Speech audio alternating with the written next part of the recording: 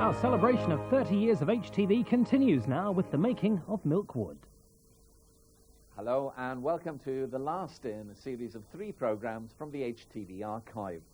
Well, the late John Morgan was a distinguished journalist and broadcaster, as well as executive director with HTV. In 1972, he decided to make a documentary on the filming of Under Milkwood by Dylan Thomas, a play originally intended for radio. Making of Milkwood is all about the glamour of a Hollywood invasion on Fishguard, and it features many well-known faces from the past. Now behind the eyes and secrets of the dreamers in the streets, rocked asleep by the sea, the thin night darkened. Burton reads Thomas. Dylan Thomas was the golden boy of Wales, all the more golden for dying before his time. At Fishguard in West Wales, an effort was made to transform Thomas's famous radio play Under Milkwood into a film. Under Milkwood, as written, is one of the funniest things there ever was. In cultural terms, to make a film of it is like trying to make, say, a symphony of the Pickwick Papers. But the project got underway with a dazzling cast of the Burtons, Peter O'Toole, Glynis Johns, and so on. And it got done because Richard Burton wanted to do it. Burton, who'd known Thomas. I remember on one occasion that Dylan and myself were in, indeed, a similar pub to this, and I spoke a poem for him, and I said, it's quite a remarkable poem, and he said, what is it? And I said, it goes like this, unto the death goes all estates, princes, prelates, and potestates, both rich and poor of all degree, timor mortis conturbat me. He has ta'en rule o Aberdeen, and gentile rule o Costor Feen, to our better fellows did no man see, timor mortis conturbat me. Sen he is all my brother ta'en, he will not let me live alone, of false I man his next pray be, timor mortis conturbat me. And there was a sort of hushed silence, and then Dylan said, when did I write that? Anyway, one of the extraordinary aspects about Dylan, it seems to me, I wouldn't pretend, of course, to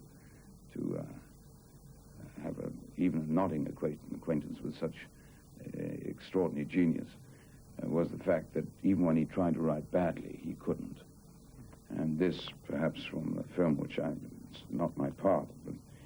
But you I was going to ask you if you do some bit of the Under Milkwood to cameras. One of the curiosities is that you've done it on records and you've done it on the stage. You're doing a film now. I don't think you've actually recorded a camera, have you? Any part of Under Milkwood? No, never. No, yeah. Not before this film. Here's your chance. Here's your chance. No, well, this is a perfect example because Dylan quite clearly had a kind of dismissive attitude towards the Welsh clergy. And he tries to make the Reverend Eli Jenkins idiotic, but Dylan was so remarkable a writer that he couldn't make it. Because, I'll give you an example. Dear Gwalia, I know there are towns lovelier than ours, and fairer hills, and loftier far, and groves more full of flowers, and boskier woods more blithe with spring, and bright with birds adorning, and sweeter bards than I to sing their praise this beauteous morning. By Cadar Idris, tempest torn, or moil or Wyddfa's glory, Carnedd Llywelyn's beauty born, Plynlimmon old in story, by mountains where King Arthur dreams, by Penmawn Mawr defiant, Lladegib Hill a molehill seems, a pygmy to a giant. By Souther, Senny, Dyfi, Dee, Edu, Edin, Aled, all, Taff and Towie broad and free, Llyfnant with its waterfall, Clairwen, Cleddau, Dilas, Dow, Eli, Gwili, Ogur, Near, excuse me for turning the page. Small is our river Dewy, Lord, a baby on a rushy bed. Our heron head is only a bit of stone with seaweed spread where gulls come to be lonely. A tiny dingle is Milkwood, thy golden grove neath Grunga. But let me choose, and oh, I should love all my life and longer, to stroll among our trees and stray in Gusgog Lane or in Donkey Down and hear the Davies sing all day and never, never leave the town. It's not bad for a fellow who's trying to be a bad writer.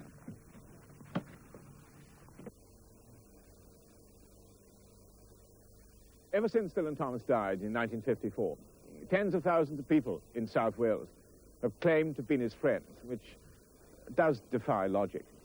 But those of us who weren't his friends, who didn't know him very well, all lived under his shadow. I went to the same school in Swansea that he'd been at, and we doted on him, on his work. We used to go and listen to his remarkable readings of verses and try and imitate that high rhetorical style of his, rather like, and death shall have no dominion, dead men, naked, they shall be one with the man and the wind and the west moon, and so on. I once spent a day with a lovely man in Swansea in 1954 to write a profile of him for The Observer. 3 weeks later, it appeared as his obituary. Here we go. Nice and lively, children, and action.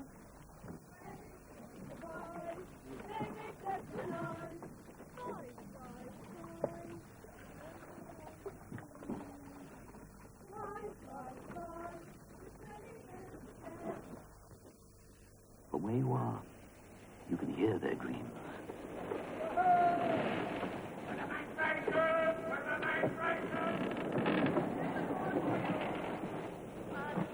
Captain Cat, the retired blind sea captain, asleep in his bunk in the sea-shelled, ship-in-bottle, ship-shaped best cabin of schooner house, dreams of...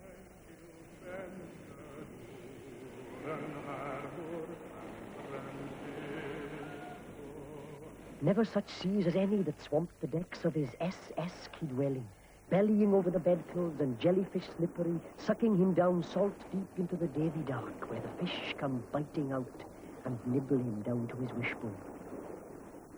And the long drowned nuzzle up to him.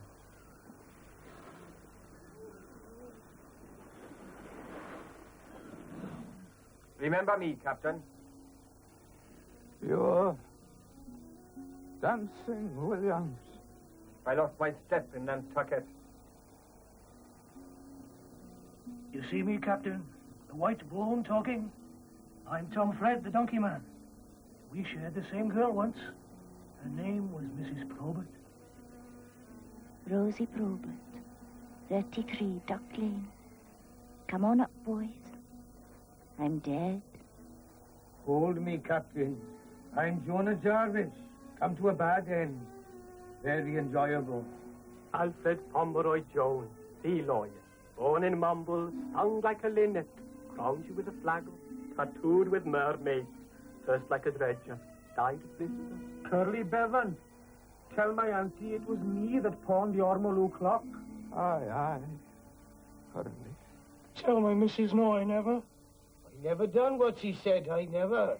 Yes, they did. And who brings coconuts and shawls and parrots to my Gwen now? How's it about? Is there rum and lava bread, bosoms and robin, Concertinas, Ebenezer's bell, fighting and onions, and sparrows and daisies, tiddlers in a jam jar, buttermilk and whippets, rockabye baby, washing on the line, and old girls in the snug. How's the tenors in Dowlice? Who milks the cows in my squin? When she smiles, is there dimples? What's the smell of parsley?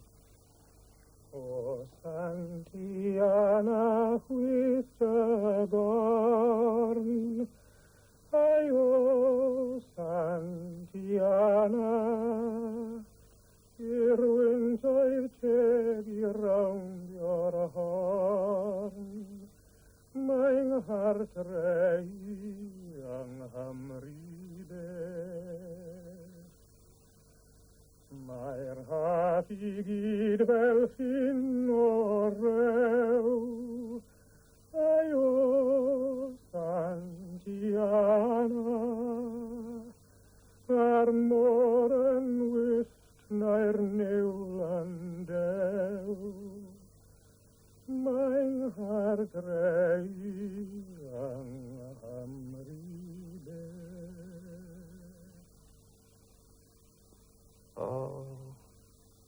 my dead dear. To ask any actor anything serious while he's working isn't really worth it. So I chatted to Peter O'Toole. What do you like particularly about the play? Well, I think it's, Richard, for instance, claims it's about his village. Well, I claim it's about mine in Ireland. It's precisely this. A song to a village.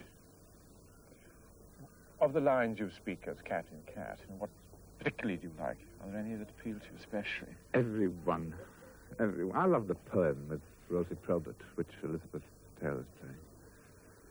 It's easy to see, Tomcat, Tomcat. In a very good Welsh accent. Also, I'm entitled to play Welsh parts, because I've got 2 half-Welsh children, a Welsh wife, a Welsh mother-in-law, Mamgee, 97,000 relatives round the corner here, Di Pen-y-Bryn and all. I feel sort of... Do you feel honorary Welsh? Honorary Welsh, yes. Yes. What do you say are the different characteristics different in the Irish and the Welsh? Well, you're more shifty than we are. And we're pretty shifty.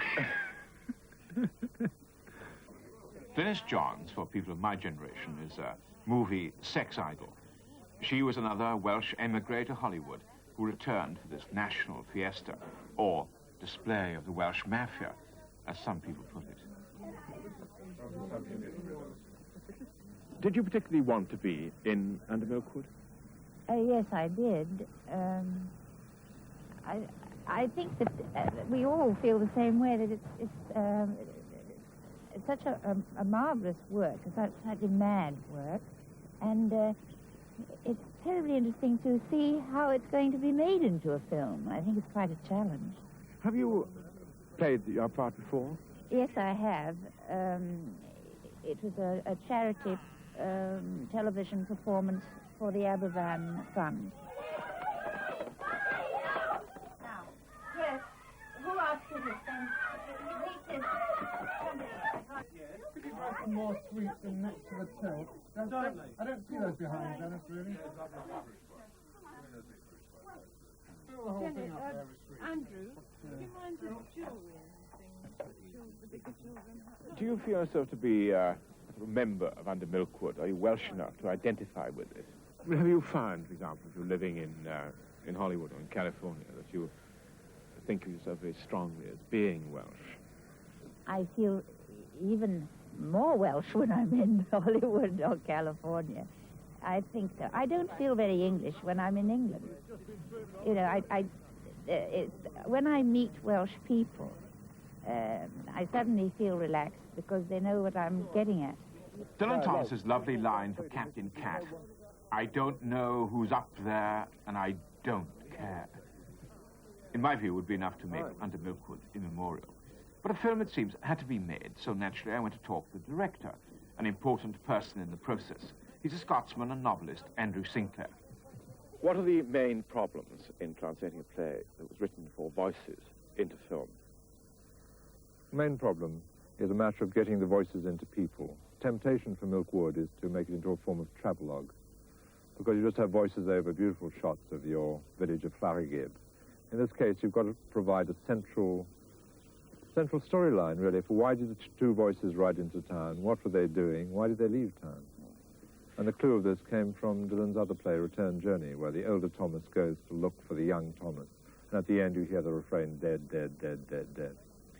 But how do you think you're overcoming it? How are you giving people substance?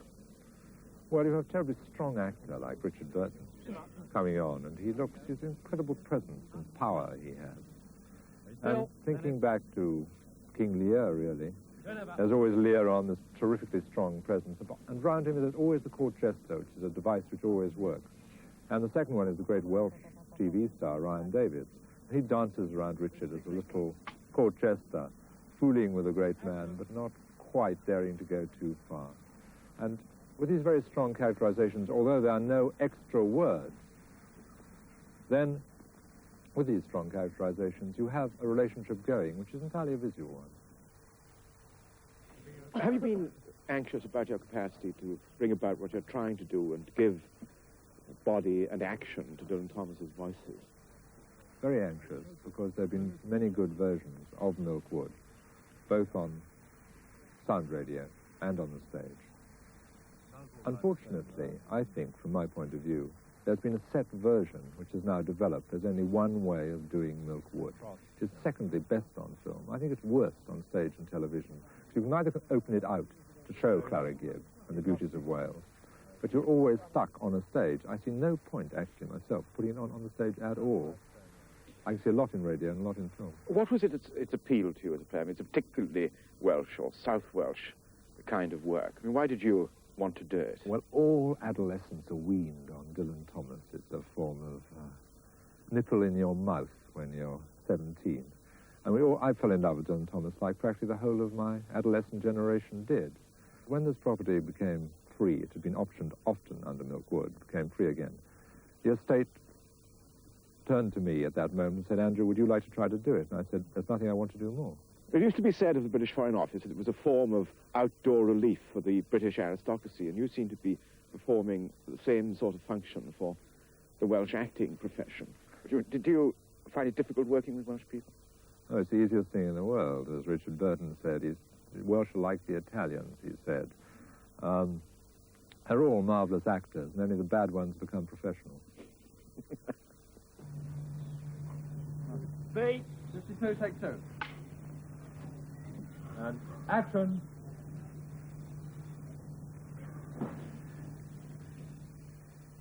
When the stars are there, a film cannot fail at the box office. The cinema revolution has not yet got that far. But how much, I wonder, by appearing in film, does the most sonorous and sympathetic reader of Thomas improve by his performance on his reading of the magical lines out of sight? Perhaps he does, perhaps not.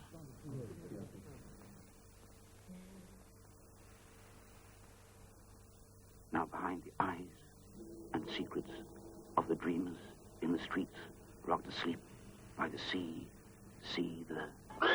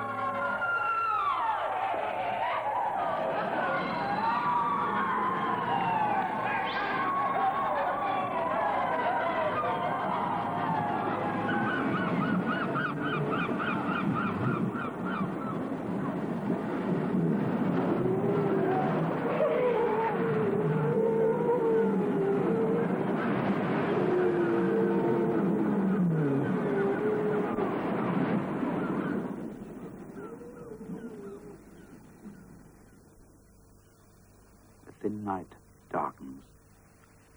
The breeze from the creased water sighs the streets close under milk. Do you think being under Milkwood together, I mean, 4 actors, 4 Welsh actors, do you find it a very sort of touching experience? Being all together, which very seldom has happened in any major Welsh production. It's always happened to me. I haven't done anything except Welsh things, you know. Well, oddly enough, for me, it's very unusual because it's the first time that I've played a Welshman since I was about 16 or 17 or something. Richard, has your view of Under Milkwood changed at all since you first performed it? when I first read it, of course, I was absolutely overwhelmed, or rather when I first heard it, because Dylan talked it before he wrote it. And I'm quite sure that if he'd lived, which lamentably he did not, he would have rewritten it, certainly with a view to film presentation or stage presentation. Is there any sense you think it's become, or looks more sentimental than it looked at the time? I mean, thinking back the period when it was first. I don't think so, John. No, I don't think so. I think, no, there's underlying everything that Dylan writes, actually, is a kind of awareness of humor and the dismissal of obvious sentimentality. Well, I was thinking, comparing him, looking at this morning, say, someone like Caradoc Evans, you know, who was a very bitter kind of writer, but a Welsh-speaking writer from the Welsh-speaking community. He's a much harder writer than Dylan Thomas. Looking looked at back, you know, over the last 20 years. Yes, well, I agree about Caradoc and Taffy and all those things. But it seems to me that Caradoc Evans basically and fundamentally lacked a sense of humor, which Dylan, of course, didn't lack. I mean, I remember a story that I think either Dylan or, I'm dropping names, or Augustus John, somebody told me that they were in a pub in Kynewydd, in New Quay, in Cardiganshire. And there was a pub there which was run by a Cockney, an English Cockney, and Caradoc Evans was in the pub, and he went into the lavatory. He hated the Welsh, as you know. He's like anti-Semitic Jews. He went into the lavatory and he came back into the pub and said to the Cockney barman, he said, "I can tell that you're not a Welshman." And the fellow said, the Cockney said, "How'd you guess that then?" He said, "Because your lavatory is clean." So that kind of hatred and that kind of lack of humor, I think, is kind of indicative of Caradoc Evans. So he's not on a comparable scale with Dylan. Do you, looking at where the production's going so far, think it really is going to be practicable to make a film out of what was originally a play for voices? I think so, yes. I have an odd feeling in my bones that it's going to work. But, of course, you can't be entirely right, because I've been in films that I enjoyed enormously and they turned out to be ghastly failures. I'm not entirely sure, but I do have a strange feeling in my backbone, which at the moment is broken, that it certainly might work. Do you think so, Ryan? I wouldn't know, John. This is my first venture into films of this kind, so, you know, I must sit right back on the touchstone on this one. I'm enjoying doing it, and if that's any kind of indication, then it might be all right, you know. Yeah, it's a rough cast, too, to work with, isn't it? Yeah, they pull him around and they punch his back and things, you know. Yes, and Mr. O'Toole is among the roughest of them all. It's a lot of fun with him, a lot of fun. Would you like to do less acting and more writing? I'd like to stop acting altogether. I'd also like to stop being on television. Would you actually want to be a writer? Would you like to be one? Well, I am a writer in a sense, except that I don't publish very much. The occasional short story or article or whatever it is.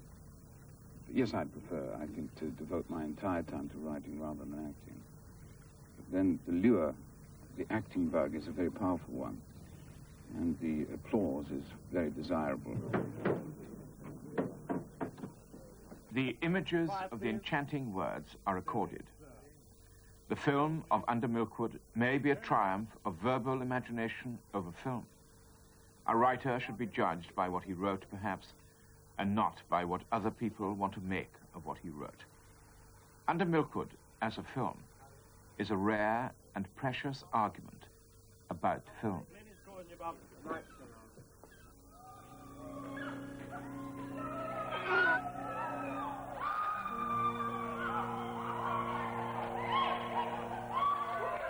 Stay with us here on HTV for a classic episode of The Bill in a few minutes.